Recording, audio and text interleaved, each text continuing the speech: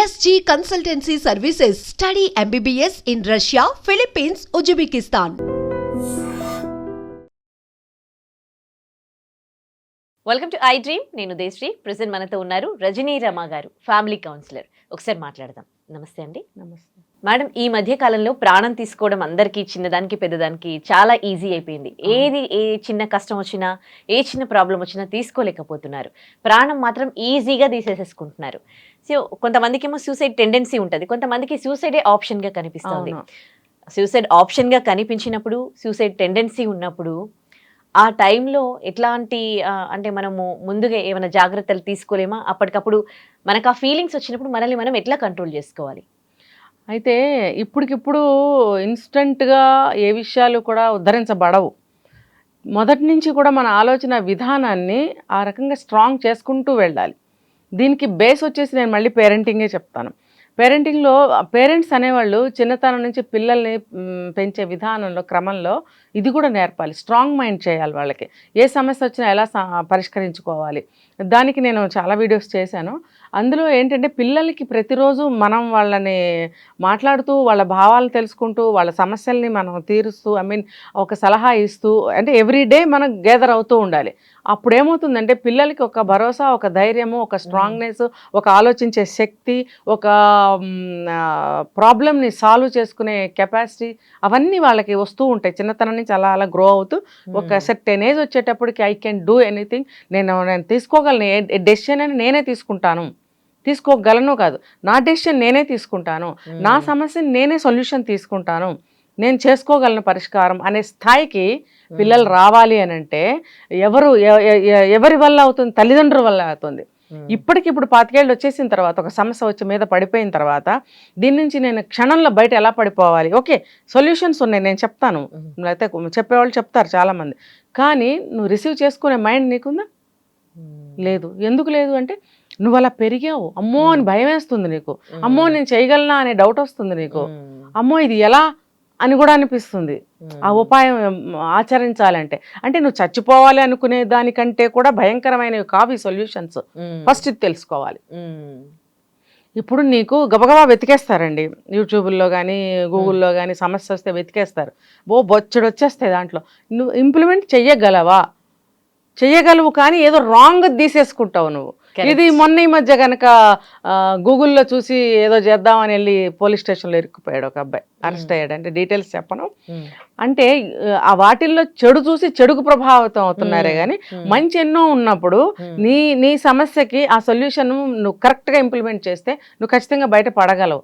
అంటే నువ్వు ఇది అనుకోవాలి, ఏంటంటే నాకు తెలియదు కంప్లీట్గా, ఇప్పుడు నేను ఈ సమస్యలో ఇరుక్కుపోయాను, ఇందులో నుంచి నేను బయటపడాలి, సో నేను ఇవన్నీ వెతికాను, ఇది నాకు నచ్చింది, దీన్ని ఇంప్లిమెంట్ చేస్తాను, ఎస్ నేను ఇందులో నుంచి బయటపడతాను అని నువ్వు మైండ్ ప్రిపేర్ చేసుకోగలిగితే ఎవరు నీకు ఏ సలహా ఇచ్చినా నువ్వు అందులో నుంచి బయటపడగలవు. సో మళ్ళీ కమ్ టు ద పాయింట్. ఇప్పుడు ఇలా ఉన్నప్పుడు వీళ్ళు ఆలోచనలు అలా వెళ్తున్నప్పుడు ఫస్ట్ ఇంట్లో సభ్యులు ఉంటారు, ఇంట్లో లేరు, నువ్వు ఎక్కడ రూమ్లో ఉంటున్నావు, ఫ్రెండ్స్ ఉంటారు, లేదా ఆఫీస్లో నీకు కలీగ్స్ ఉంటారు, వాళ్ళతో నువ్వు నీ దగ్గరగా ఉన్న వాళ్ళతో ఎవరితోనన్నా నువ్వు షేర్ చేసుకోగలగాలి నీ సమస్యని. ఇందులో నుంచి నేను బయటపడలేకపోతున్నాను, ఏమన్నా ఉపాయం ఉందా? లేదు, ఒక ఆఫీస్లో నీ కలీగ్స్, నీ సాటి అదే వయసు వాళ్ళైతే వాళ్ళు చెప్పలేకపోతే ఎవరైనా పెద్దవాళ్ళు ఉంటారు స్టాఫ్లో, లేదా మీ బాస్ని అడగచ్చు, తప్పేముంది. అంటే బాస్ వరకు అమ్మో మేము వెళ్ళగలమా అని అంటే ఆ ఉన్న చనువుని బట్టి, ఉన్న అవకాశాన్ని బట్టి మీరు వెళ్ళొచ్చు. ఏదన్నా రిక్వెస్ట్ చేసి, సార్ నాకు ఈ సమస్య వచ్చింది, ఏమన్నా నేను బయటపడగలనా అని మీరు అడగచ్చు. ఈవెన్ స్కూల్ పిల్లాడిని తీసుకుంటే కూడా టీచర్కి చెప్పొచ్చు తన సమస్యని. ఇంకొకటి, తన ఇంట్లో చెప్పలేనప్పుడు తనకి ఫ్రెండ్స్కి చెప్పాడు అనుకోండి అబ్బాయి, ఆ చిన్నపిల్లాడు, వాళ్ళు తీసుకెళ్ళి ఇంట్లో చెప్పే అవకాశం ఉంది. చెప్పినప్పుడు ఇంట్లో వాళ్ళు అలర్ట్ అవుతారు. అలర్ట్ అయినప్పుడు ఈ అబ్బాయికి తగినంత కౌన్సిలింగ్ ఇప్పించడమా, ఆ అబ్బాయిని ఆ సమస్య నుంచి బయట పడేసి సేవ్ చేయటం అనేది తల్లిదండ్రులు చేయగలుగుతారు. ఇలాంటివి ఎవరు చేయటం లేదు. అంటే ఇప్పుడు ఎవరైతే సూసైడ్ చేసుకుంటున్నారో, ఇంతమంది మనస్తత్వాలు చూసుకుంటే వాళ్ళకి వాళ్ళ పెయిన్స్ కానీ ఏది కానీ ఇంకొకరికి షేర్ చేసే స్వభావమే వాళ్ళలో ఉండదు. స్వభావం కాదు అది, భయపడతారు. ఇప్పుడు ఫస్ట్ నేను చచ్చిపోవాలనుకుంటున్నాను, ఆలోచనలు ఎలా వెళ్తున్నాయి, నాకు ఎంత పెద్ద సమస్య వచ్చింది, ఎలాగరా దీంట్లో నుంచి బయటపడాలి అని చెప్పినప్పుడు ఫస్ట్ ఆఫ్ ఆల్ అవతల ఫ్రెండ్స్ కొంతమంది భయపడతారు, వాళ్ళకి దూరంగా జరిగిపోయే ఛాన్సెస్ ఉన్నాయి. అది కూడా వీళ్ళు ఆలోచిస్తారు. ఇంకొకటి, చెప్పినా సరే వాళ్ళు మాత్రం ఏం చెప్తారులే అని ఒక భరోసా లేనితనంతో ఉంటారు. అంటే వాళ్ళు ఏదో సలహా ఇచ్చేసి బయట పడేస్తారని కాదు, అంటే నీ యొక్క సిచ్యువేషన్, నీ మెంటల్ కండిషన్ ని కొంచెం తెలియజేయటం అనేది ఎంతో మంచిది. కొంచెం కూల్ అవుతుంది, Yes. మొత్తం హెవీ వెయిట్ ఫీల్ భారం అనేది తగ్గుతుంది. షేర్ చేయడం. తర్వాత ఏంటంటే నువ్వు ఏ వయసులో ఉన్నారో మనం అది పర్టికులర్ గా చెప్పలేం. 14 ఏళ్ళు అవ్వచ్చు, 25 ఏళ్ళు అవ్వచ్చు. 14 ఏళ్ల పిల్లవాడైతే ఇంట్లో చెప్పేయాలి, అమ్మ నాకు ఇలా అనిపిస్తుంది, ఇలా అనిపిస్తుంది, చెప్పడం తప్పులేదు. అది ఏమీ తెలియని వయసు కాబట్టి చెప్పగలుగుతారు, చెప్పాలి. కానీ ఇప్పుడు ఆ వయసు పిల్లలు కూడా చెప్పడం లేదు. సో ఇలాంటి సోషల్ మీడియా అంతా పిల్లలు కూడా చూస్తున్నారు కాబట్టి నేనేం చెప్తున్నానంటే ఈ ఛానల్ ముఖంగా పిల్లలైనా సరే మీ మనసులో ఏ బాధ భావం కలిగినా, ఇలాంటి చెడు ఆలోచనలు కలిగిన వెంటనే తల్లిదండ్రులకి చెప్పండి. అమ్మ కొడుతుందా అని తిడతాడు అనుకుంటే మీ సిబ్లింగ్స్ అన్నదమ్ములో అక్కచెల్లిలో ఉంటారు, వాళ్ళకి చెప్పండి. లేదా మీ అమ్మమ్మలో పిన్నిలో అత్తమ్మలో తాతలో దగ్గర వాళ్ళు ఉంటే కనుక వాళ్ళకి షేర్ చేయండి. లేదా మీ ఫ్రెండ్స్ ఉంటే వాళ్ళకి ఒక్కడికైనా షేర్ చేసి అరే నువ్వు చెప్పరా ఇంట్లో అని అనండి. వాళ్ళు ఇంటికి వచ్చి ఇన్ఫర్మేషన్ ఇస్తారు, వాళ్ళు కొంచెం భయపడి యాక్షన్ తీసుకుంటారు. అంటే తీసుకోవాలి. ఆ పిల్లలు పిచ్చి మాటలే వాడు ఏం చెప్పాడో మా పిల్లాడు ఏమన్నాడు అని నెగ్లిజెన్సీగా ఊరుకున్నారంటే సమస్య నెత్తి మీద వరకు వస్తుంది. తర్వాత ఏడుస్తూ కూర్చోవడం తప్ప ఏం లేదు. ఇప్పుడు కొంచెం పెద్ద వయసు వాళ్ళు ఉన్నారు, వాళ్ళు ఏంటంటే నాకు ఇలా అనిపిస్తుందని తెలిసినప్పుడు వాళ్ళు ఏం చేయాలి, షేర్ చేసుకోవటం అనేది ఫస్ట్, తర్వాత కౌన్సిలింగ్ తీసుకోవాలి.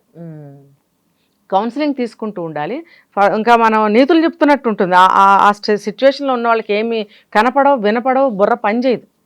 కానీ మనం జనరల్గా అందరూ కూడా రిసీవ్ చేసుకోవాలని చెప్తున్నాం అనమాట. ఇలా గతంలో ఉండకూడదు. ఇలాంటి సిచ్యువేషన్లో గతంలోనే ఉన్నామంటే, గతం అంటే ఏంటి, ఇప్పుడు వాళ్ళు ఉన్న సమస్య గతం అనుకుందాం. అందులోనే ఉంటే బయటకు రాలేరు. ఆలోచన రాదు, వాళ్ళకి ఉపాయం తట్టదు.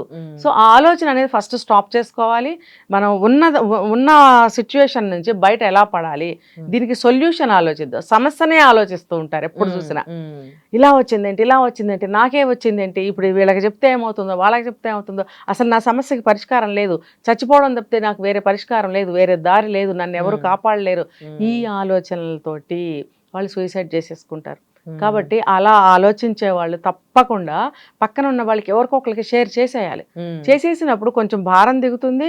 వాళ్ళు ఏదన్నా ఇన్స్టెంట్ గా ఒక చిన్న మాట చెప్పగలుగుతారు, అరేంట్రా నువ్వు పిచ్చి ఆలోచనలు చేస్తున్నావు, అలా వద్దు, మేము అందరం లేవా అని అనగలుగుతారు. అన్నప్పుడు ఆ చిన్న మాటకి కొంచెం ధైర్యం వస్తుంది, కొంచెం మనం ఆపగలుగుతాం వాళ్ళని. ఆ తర్వాత వాళ్ళని కౌన్సిలింగ్కి తీసుకెళ్ళాలి. ఇంట్లో వాళ్ళు చెప్తే వాళ్ళకి ఎక్కదు, ఎక్కడికైనా తీసుకెళ్ళాలి, కౌన్సిలింగ్ ఇప్పించాలి, ఆ ఆలోచనల నుంచి బయటపడేటట్టు చేయాలి.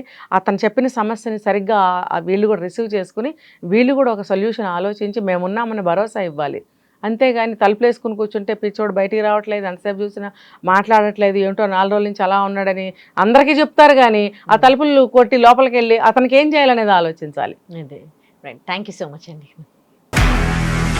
నిజంగా ప్రస్తుతం ఉన్నటువంటి సమాజం దేనికి ప్రయారిటీ ఇస్తుంది? ఆర్థిక సంబంధాల చుట్టూ మాత్రమే తిరుగుతుంది. మళ్ళీ ఎన్నికలంగానే చాలా విరక్తి కలుగుతాను.